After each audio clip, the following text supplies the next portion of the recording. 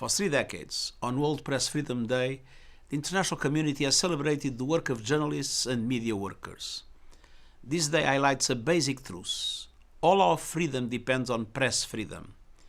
Freedom of the press is the foundation of democracy and justice. It gives all of us the facts we need to shape opinions and speak truth to power. And as this year's theme reminds us, press freedom represents the very lifeblood of human rights. But in every corner of the world, freedom of the press is under attack. Truth is threatened by disinformation and hate speech seeking to blur the lines between fact and fiction, between science and conspiracy.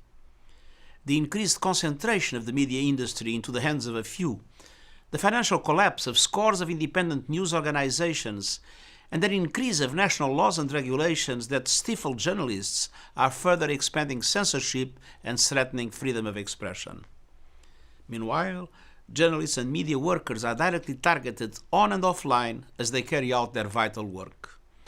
They are routinely harassed, intimidated, detained, and imprisoned. At least 67 media workers were killed in 2022, an unbelievable 50% increase over the previous year.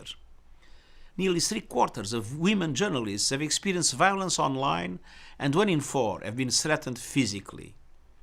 10 years ago, the United Nations established a plan of action on the safety of journalists to protect media workers and end the impunity for crimes committed against them. On this and every World Press Freedom Day, the world must speak with one voice. Stop the threats and attacks. Stop detaining and imprisoning journalists for doing their jobs. Stop the lies and disinformation. Stop targeting truth and truth tellers. As journalists stand up for truth, the world stands up with them.